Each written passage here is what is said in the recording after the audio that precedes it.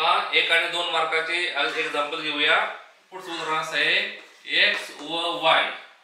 पहा पान नंबर 27 संख्या संग्रह 1 मधलं पान नंबर 27 मधलं गणित नंबर 2 x व y ही चले असलेल्या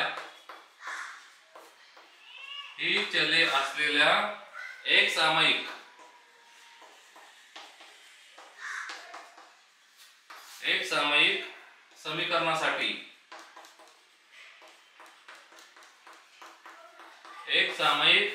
समीकरणासाठी जर dx म्हणजे 49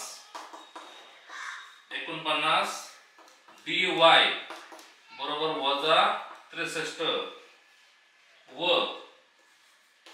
d बरोबर 7 d किती आहे 7 आहे तर x बरोबर किती असं आहे.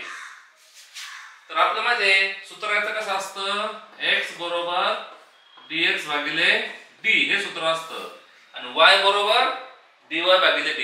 त्यांनी आता आपल्याला x ची किंमत विचारली. x किती होणार dx 49 भागिले d ची किंमत किती आहे 7.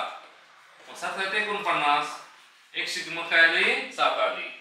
जो पर्याय असेल तो 7 तो देऊन टाकायचा आणि y विचारला असता मग आपण कसं मांडलं असतं y बरोबर dy भागिले d. सूत्र पाठ ठेवायचं ज्यामध्ये मध्ये नाही x म्हणजे dx भागिले d y म्हणजे dy भागिले d. y बरोबर dy किती आहे -63 d ची किंमत 7च आहे म्हणून y वर 7 9 63 वेगवेगळे चिन्ह आहे चिन्हाचं नाव अधिक आहे वेगवेगळे चिन्ह वजा 7 9 63 y ची किंमत -9 आली असती.